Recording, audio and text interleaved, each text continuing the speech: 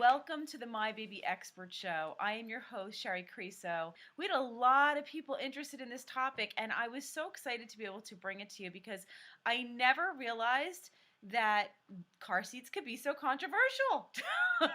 We had so many people commenting and talking, and it was just such a great thing to see because I could see that we had picked a topic that was really needed for more information, to get the right information so you can have the safest experience, you make the safest choices for yourself and for your baby. So welcome to the show. Tonight's topic is all about rear-facing car seats. How long is long enough? So let's move on to tonight's topic because we have a lot of ground to cover and I have a really, really special guest for you. The person who's here with us is Sarah Tilton, and she actually was here with us back in December. We had such a fantastic episode back then, really giving you the information about car seat safety. Tonight, we've kind of narrowed it down, the topic, because there's just so much to learn when it comes to car seats that we decided to break it down into the whole idea of rear-facing car seats and how long and why. And, you know, there's new recommendations. And so Sarah Tilton is here with us. She's a child passenger safety advocate for Britex. She's been a technician since 2002 and an instructor since 2004. So you can imagine she's helped a lot of people. She knows her stuff. And when we talk to Sarah, we always go, yeah, you know everything about everything. This is like just so great. So Sarah is here with us and she's on the phone. Hello, Sarah. Hello, Sherry. Hello, everybody. It's great to be back with you guys again tonight. Oh, fantastic. We're so excited to have you back with us.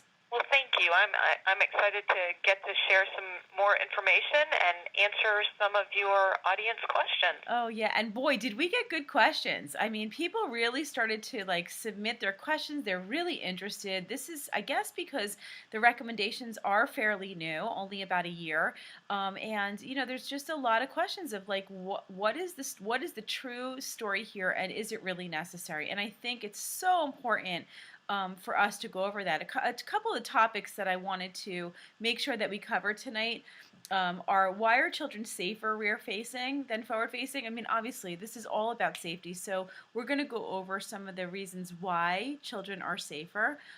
We're going to go over how long those children should be riding rear-facing and what type of car seats can be used rear-facing and for how long. So I think these are all really great topics, and I'm sure that you have a lot of really great information to share with us. So okay, so let's move right into the first question, which is it true that, you know, children are safer rear-facing? Well, you know, and that's a good question, and it's hard for many people to understand why. But they are safer rear-facing. They're safer rear-facing for as long as we can keep them there. Yes. The reason being, babies, small bodies, they're not small adults. They are very different than we as adults. They have very large heads. Yes. And structurally, their structural features, their neck and their spine, they're not completely calcified yet.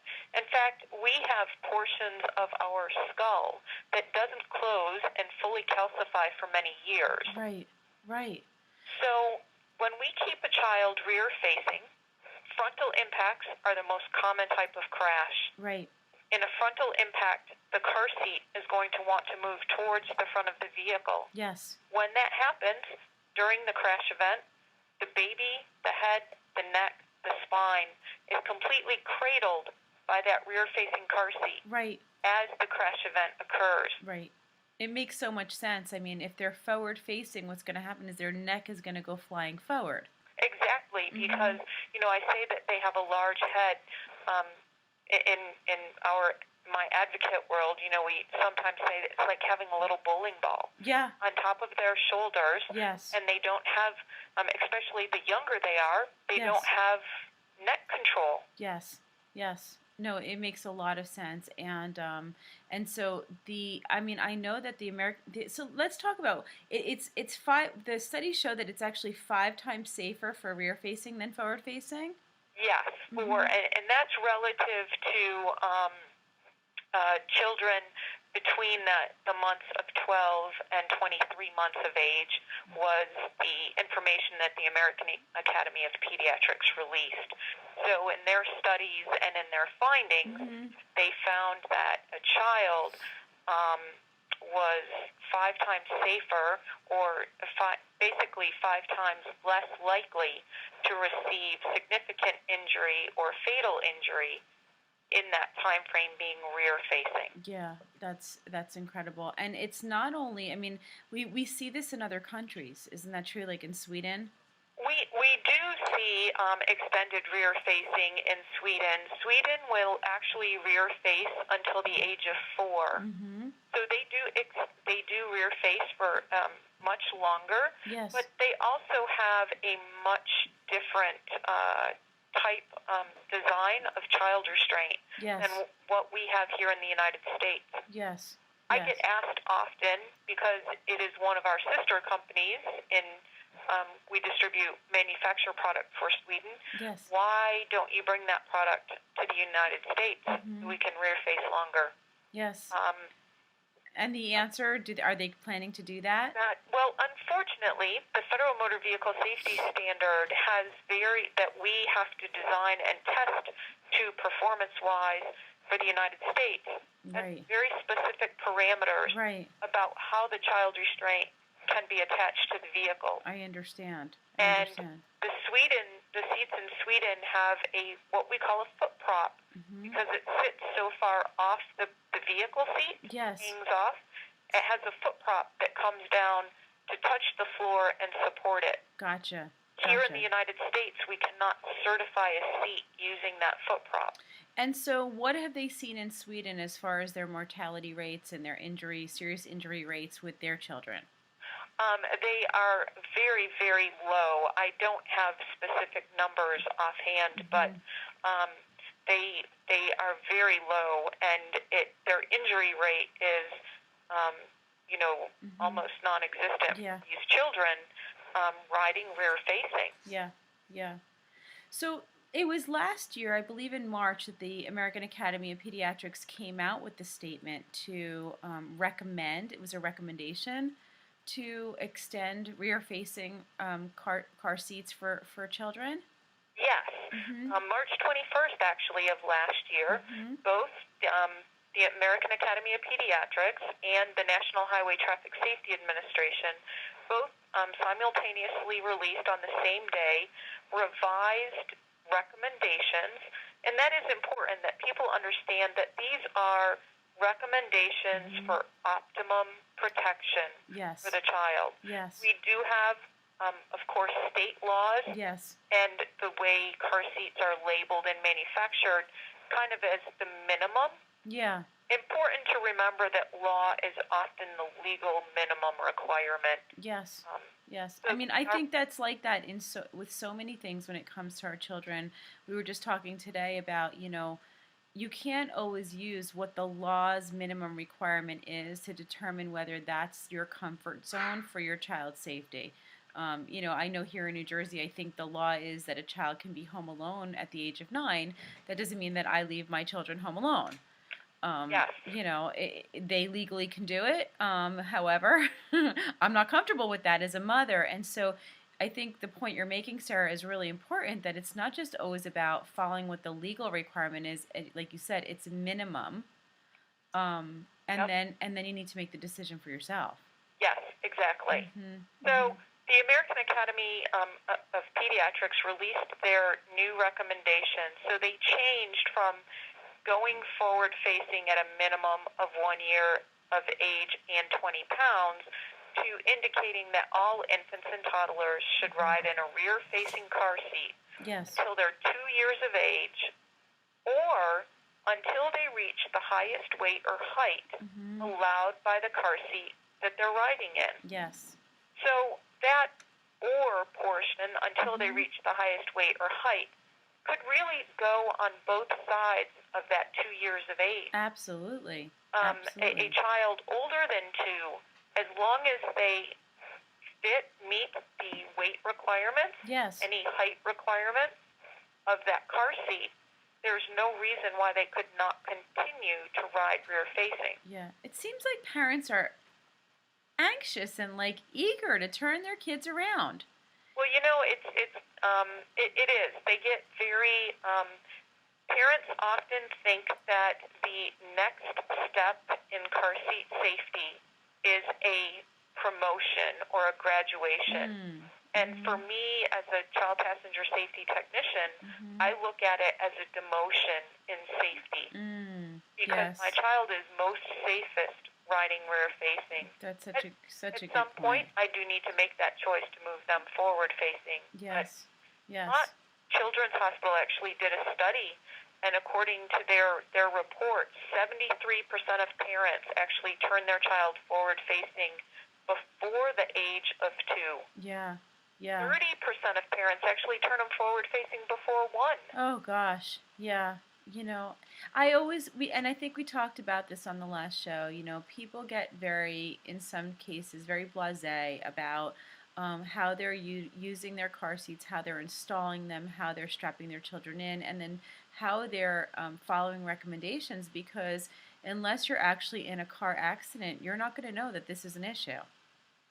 Correct. Yep. That is correct. Yeah. We struggle with how long do they stay rear facing, what's best. And really, as a parent, the best thing to do is be educated. Understand the parameters of the car seat that you have. Yes. Because we have many car seats on the market today, not just Britex product, but overall encompassing. And many different features and weight capacity. So, what works with the car seat you have? Your child may be at the maximum capacity for the seat you have. You don't necessarily need to go out and purchase a new seat. Yes. That's a decision that you have to make. Yes, absolutely. And many of the convertible car seats that you have can fit an infant and then can fit a child much bigger rear facing. So you really do get that extended period of time of being able to use it rear facing. You do. There are car seats on the market today that there are convertibles on the market that go to 35, 40, even a couple going to 45 pounds. Sure. There's the American Academy of Pediatrics on their website, healthychildren.org, actually provides a car safety seat product listing. Okay, great. Healthychildren.org. Okay, yes. Great. And on that listing, for 2012, it lists 36 convertibles on the market right now. 31 of them go higher than 35 pounds rear facing.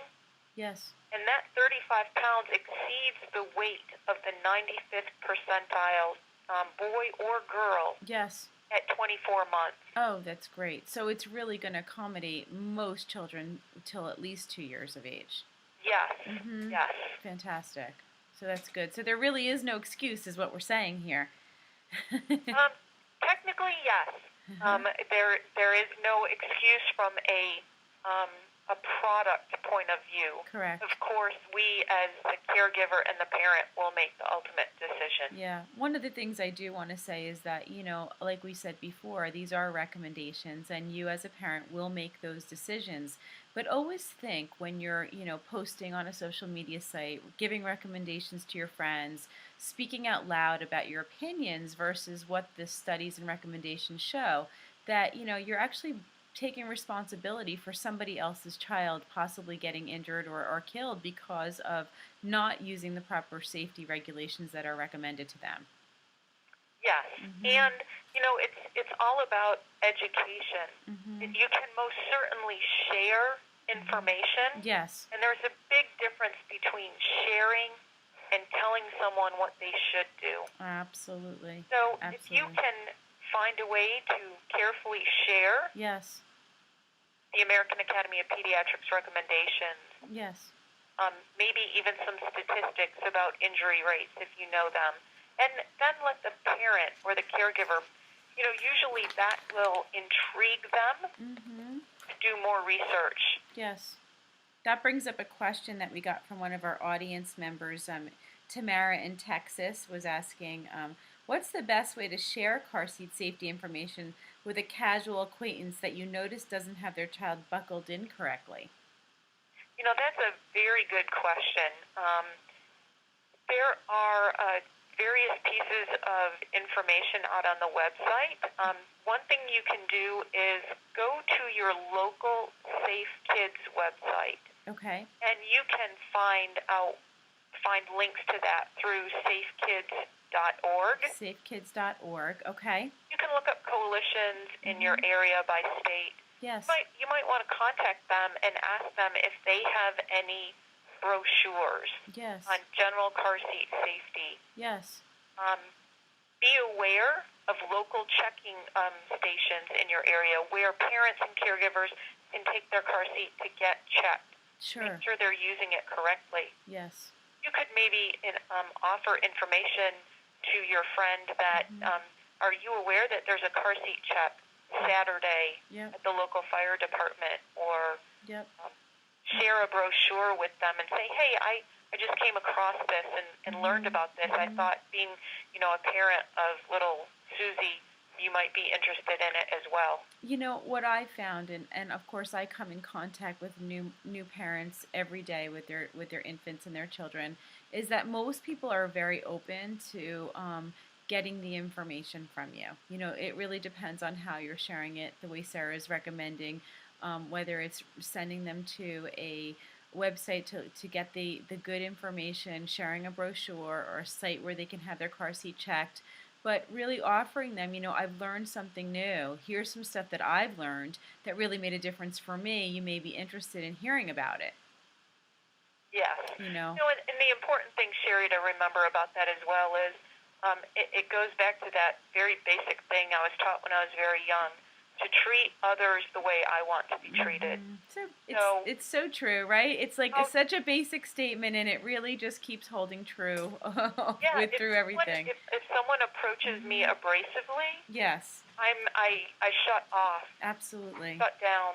Absolutely. But if they're friendly in their approach, I'm going to listen to them. Absolutely. Absolutely. I think that sometimes we can get a little bit either too shy or too worried about what other people are going to think by not even sharing the information, or we could get too aggressive in pushing our ideas on people, so then the message actually gets diluted by the messenger. So it's very important, like Sarah said, to speak to people with respect and then give them the information and just as an offering.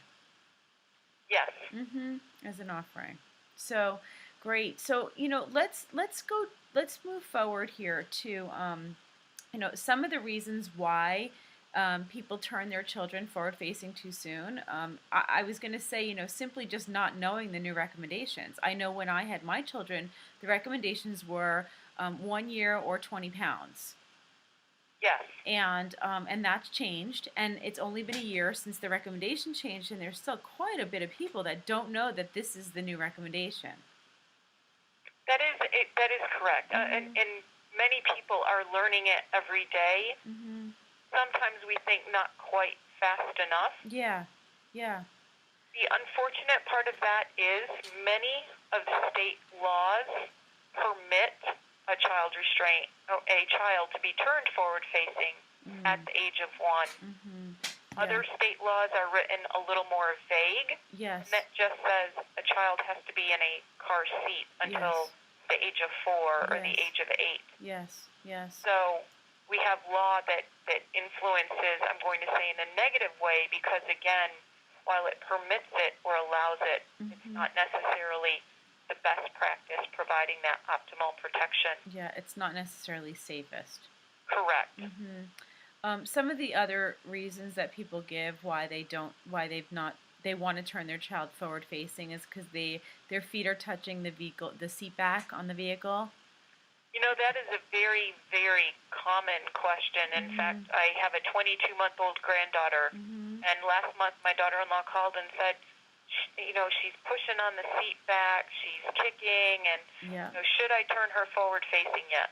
And my response to her was, can you handle it and can she handle it? Yes. You have to make that decision. Yes. But their feet touching the vehicle seat back Yes. is really not an issue.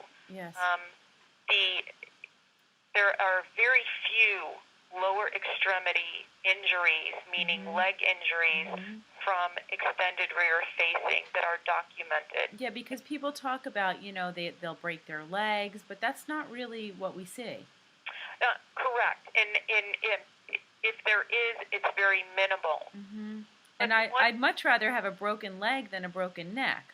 Well, and that's where I was going to go next, Sherry. Was okay. The types of injury that we might see, there are very few documented cases, would be lower extremity leg injury. Yes. And that is repairable. Yeah. We have to think about what happens when we turn that body forward facing. We have that little bowling ball sitting on top of the shoulders. Yes. That the spinal cord injuries, unfortunately, can sometimes be very severe injury to being a fatal injury. Yeah, absolutely. You have a little video here. It's just a quick clip that shows what we're talking about. That'd be a great thing to show them. So here it is right here.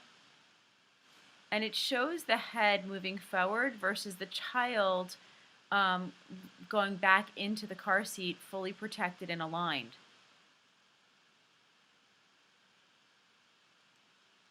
Okay. So here you can see on the left the forward-facing child and on the right the rear-facing. Right, right. The rear-facing child is just cradled, the spine, neck, head by that car seat. Yes. And you can really, really see the impact on that child's neck. It's almost like I was reading some stuff. It's almost like an internal decapitation that can occur. Yes, that is true. That is true. Yeah. The younger the skeletal system or the less developed the skeletal system, that type of injury becomes more severe. Yes, absolutely. Some of the other things that people have brought up is that it's for children who are older, they may have to sit crisscross-legged, and that people have claimed that's bad for their hips. Although I've never heard of that before. I've actually not heard of the bad for the hips either. Yes. I do hear more about what do they do with the legs. They're uncomfortable. So I've often asked, so has the 20-month-old told you that it's uncomfortable? Right. My granddaughter can't tell me that. She can speak some words, but can't tell me she's uncomfortable. There's a lot of projection, I notice, when it comes to parents and their gear. Yes. Their strollers, their car seats. I'd be uncomfortable sitting like that. I'm like, well, that's why you're not sitting in it. It's a child, and their body structure is very different. And their structure is different. We have to remember that it really wasn't all that long ago that they just came out of the womb where they spent 9 months. That's true. And they figure out what to do with their legs. Yes. And again, it's the parent making the ultimate decision about, if the child truly is screaming at the top of their lungs because they don't like something, the parent, the caregiver, is going to make that decision about, okay. Yes.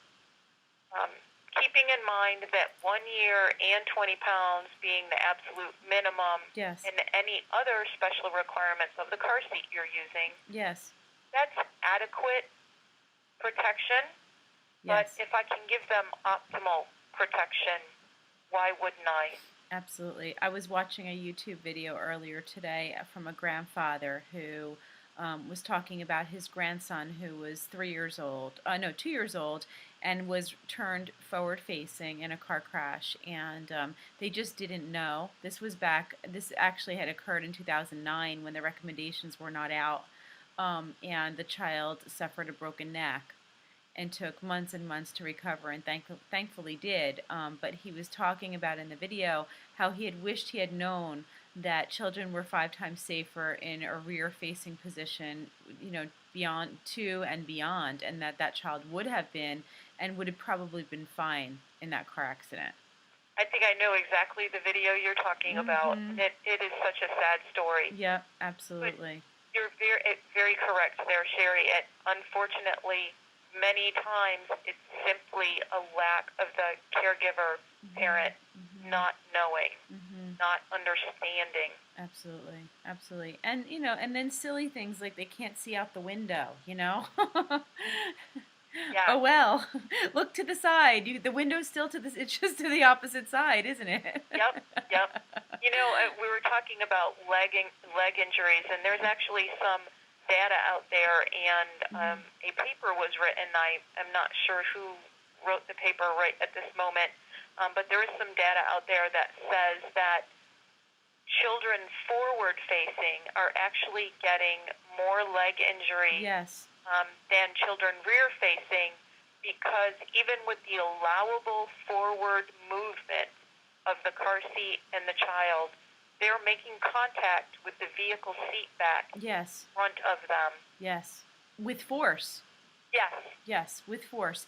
Not to mention, and it's not just in an accident, but the whole idea of a child being uncomfortable in a crisscross leg position, it's way more uncomfortable to have your legs dangling.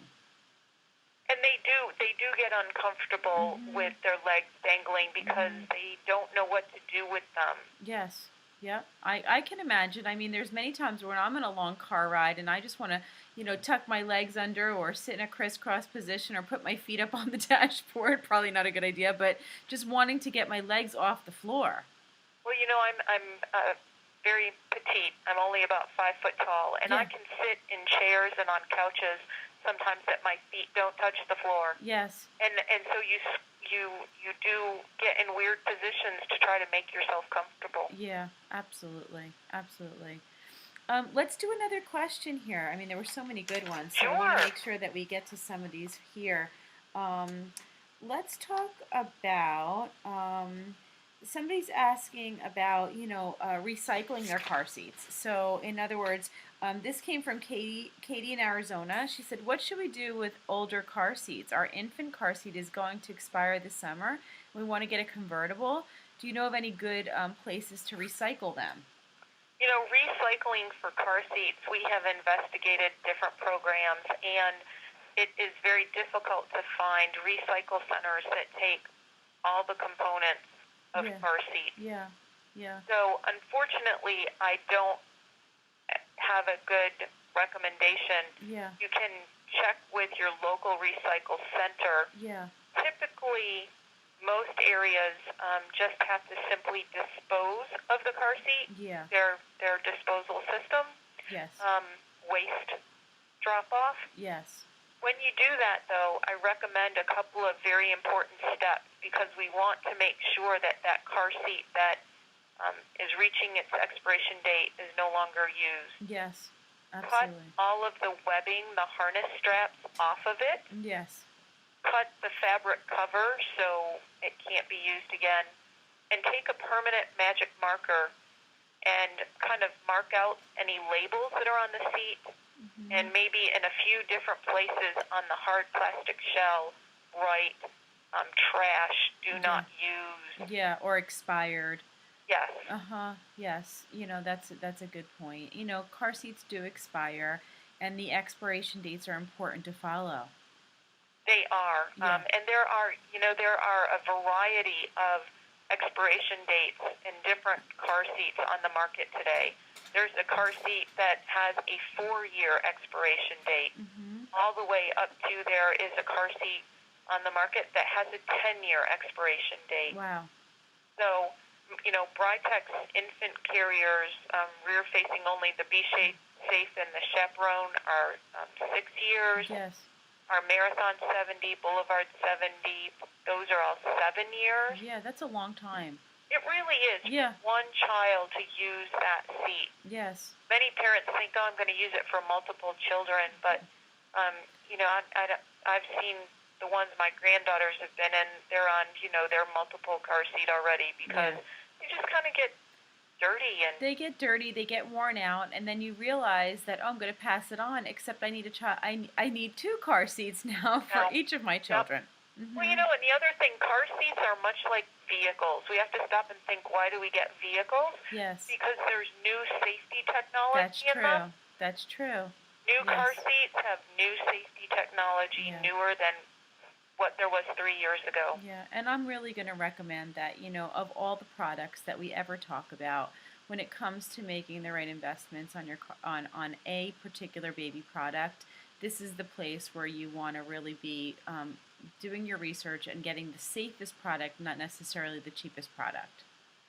Yes, and part Mhm. of that safety is not only the safety features, maybe like Britex products include side impact cushion technology, Yeah. safe cell technology, but you want to make sure that the features that you need to use every day to secure your baby in the Mhm. car seat Mhm. are features that you can physically use easily. Yes. Um, Yes. they're not always what works for me might not work for you. Absolutely. Absolutely. And that brings us to the whole point of what are the best car seats? How do you choose the best car seats for your family? You know, that is a very good question because the best car seat is going to be the car seat that number one is appropriate in weight and height for your child. Yes. So it needs to fit your child. Yes. You need to be able to make sure that it fits in your vehicle. That's a very So good not point. every car seat will install the best or the easiest in every vehicle. Yes. Every vehicle has different seating designs and contours Yes. and then, as I just mentioned a few minutes ago, they have to have features that are easy for you to use. Yes. Because if you can't use them easily and correctly every Mhm. time, Yes. your child is not going to be safe. Absolutely. And so some of the car seats have the latch systems that you can install, and some of them you'd be using the belts. Is that correct? Yes. Okay, I think we have a picture of that. Can we Taylor? Can you pull up the picture of the latch system here? It's keep going down a little bit. Where is it? Okay. I guess we don't have the picture. I thought we did. Sorry about that. But tell us a little bit about the differences in the way that the latches could work. Okay. Well, all of the car seats since September of 2002 have a attachment connections on them called latch or lower anchors and tethers for children. Yes. And in our vehicle seat bites, when our vehicle was made after that September of 2002, they have little metal bars. Yes. And so the anchors on our car seats simply snap onto these anchors, Yes. and we pull the webbing snug so that we have less than 1 inch of movement left to right. Gotcha. Back. And it's very simple to install. The Mhm. key thing to remember with lower anchors and tethers for children is that the vehicle anchors do have weighted rate capacities Mm. by the vehicle Mhm. manufacturer. Mhm. So it's important if you're using a high weight harness seat, Yes. maybe such as the Britex Frontier 85, Yes. you know what the lower anchor capacity is for your vehicle. Yes. Yes. Typically 40 or 48 pounds. Yes. What that means is when your child reaches that weight, you must disconnect the latch system and install it with the vehicle seatbelt. And you wouldn't want to do both, right? That is correct. Mhm.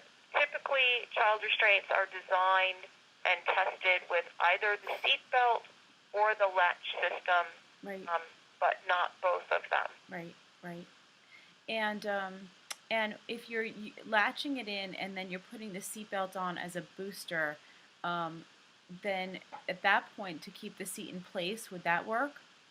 That does work, and there are many on the market today that allow that. The Britex Parkway SGL Yes. has lower anchors, and the Frontier 85, when it is used in booster mode, they both can be positioned in the vehicle using the lower anchors, Yes. and the Frontier can use its tether. Yep. And that is simply to keep the booster seat in position Mhm. because many parents and children do not buckle an unoccupied booster seat in. Mm. That becomes a flying object Oh yeah. in the event of a crash. Oh yeah. You definitely want that booster staying in place. Yeah. There's I think what I'd like to do is pull up a picture of an older child, like that is actually in a rear-facing position with her crisscross legs here. Okay. Here's a little girl. This was a picture that we were using on our Facebook page, and there were some questions about how tall does the child need to be within the seat to make it fit properly? Okay.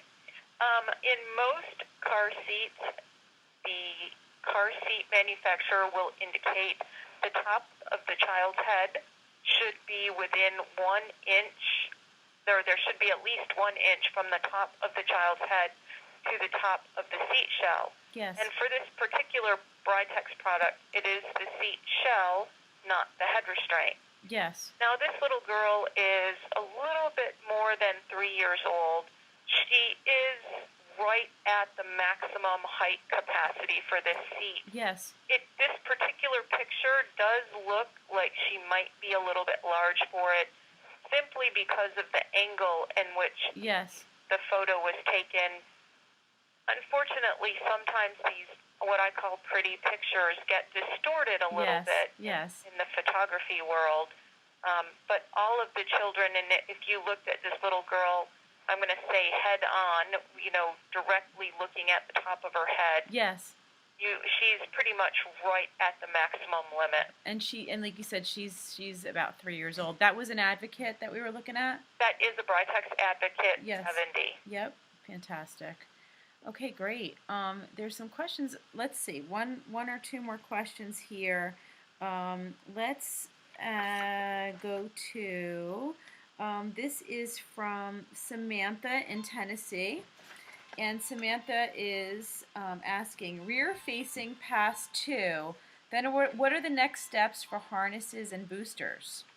Okay, that is a great question. Mm-hmm. So, rear-facing past 2, again, if the 2-year-old still fits in the weight capacity and the harness and the seat shell of the car seat you're using, yes, you're now going to make the decision, do I leave them rear-facing or do I turn them forward-facing?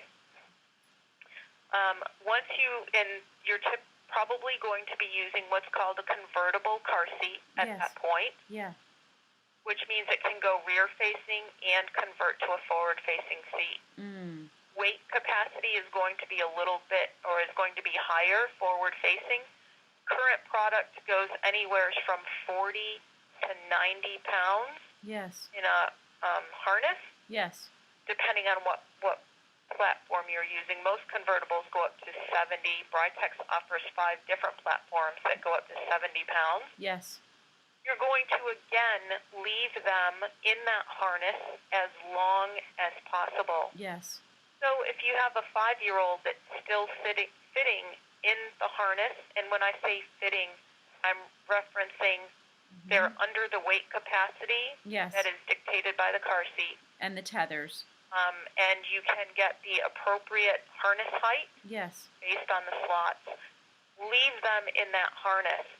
Many parents don't fully understand when they move their child from a 5-point harness to a belt positioning booster, the differences.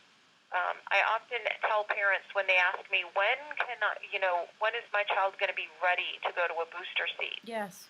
I will tell them to get in their vehicles, in their driver's seat, buckle up, and drop their keys on the floor and bend over to pick them up. You have free mobility. Yeah. Do that. Yeah. That's exactly the mobility that your child will have in a belt positioning booster. Gosh, yeah. So now... That's a great visual. So the next step is you determine as the parent, is your child mature enough that they will sit still with that lap belt and that shoulder belt positioned properly. Yes. Every ride for the entire ride. Or not lifted over their head. Yes. Uh-huh. When the answer to that question is no, they're not ready. Yes, absolutely. I still have concerns about my 7-year-old. Yes. So, it's not only about age, it's about maturity. Yeah.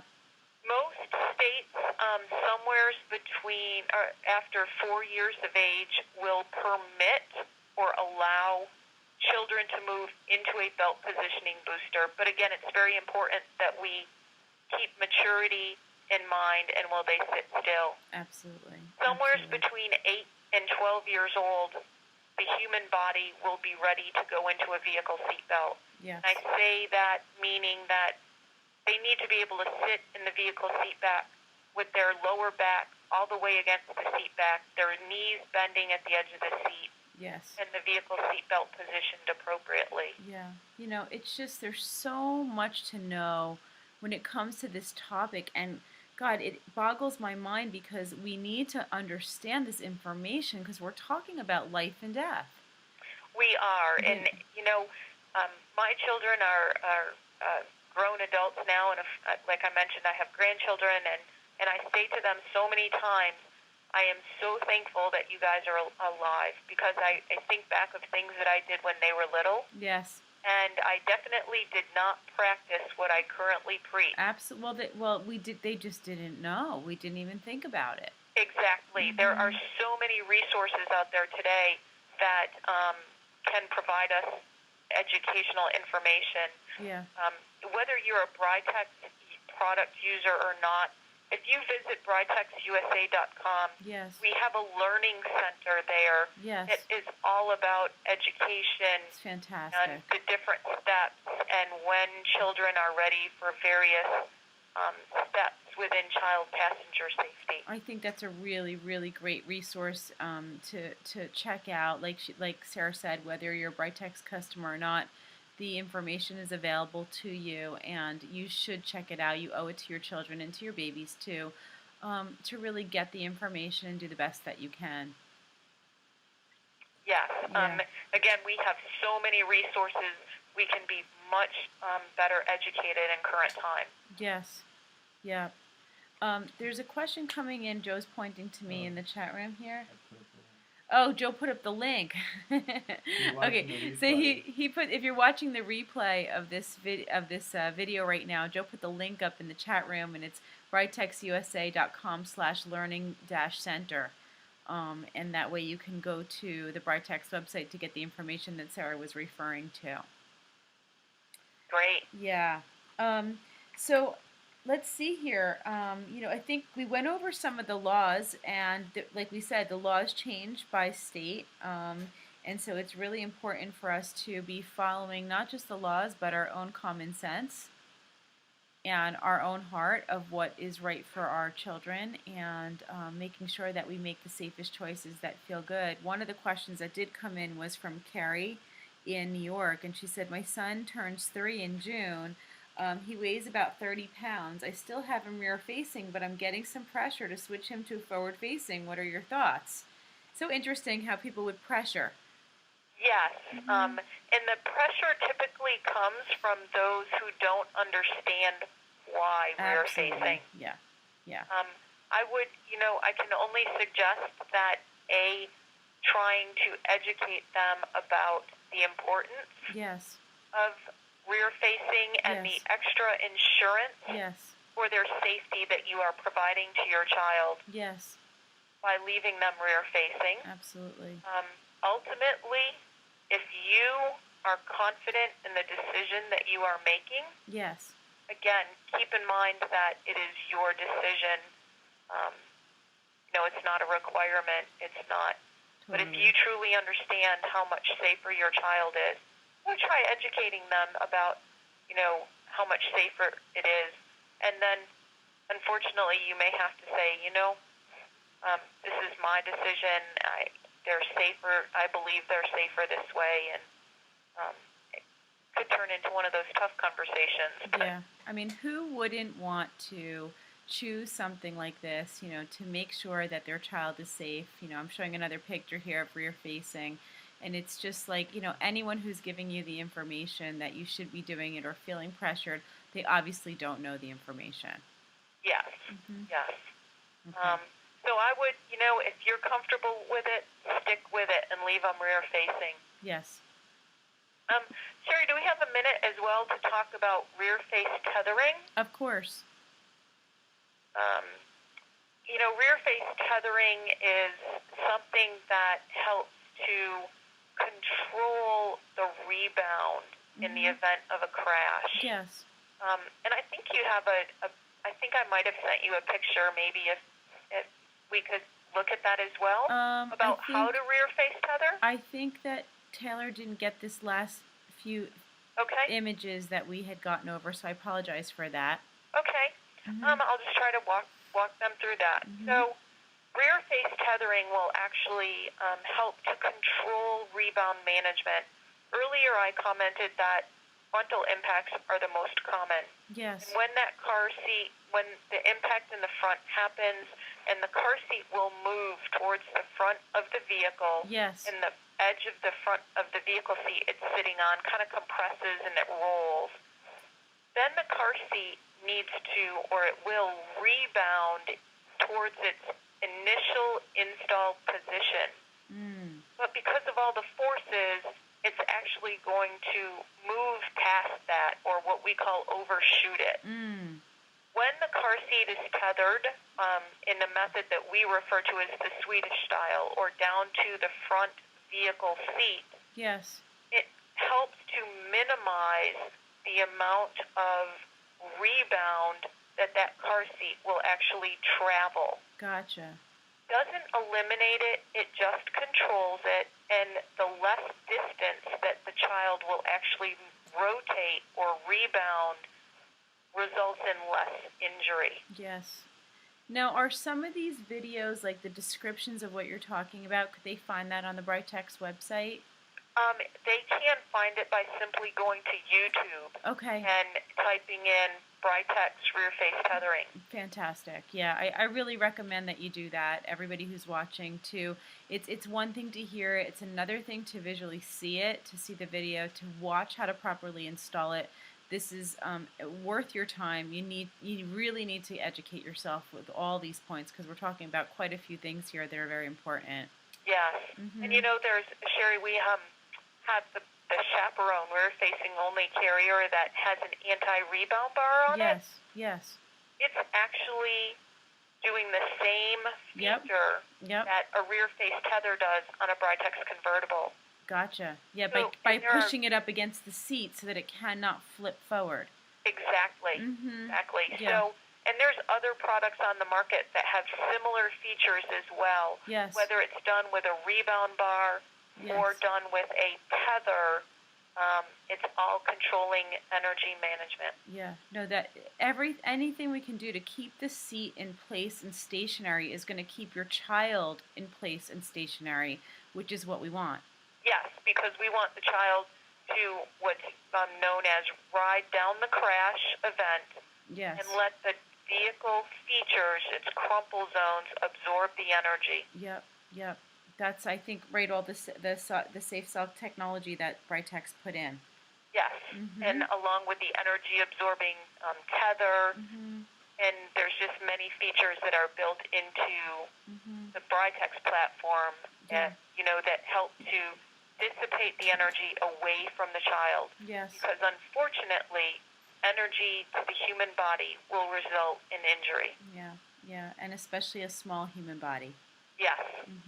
More than anything, the education being here is worth everything, and pass it along to your friends. I mean, this is the type of show that, like we were saying before, could be a matter of saving a child's life. So we definitely want to do that.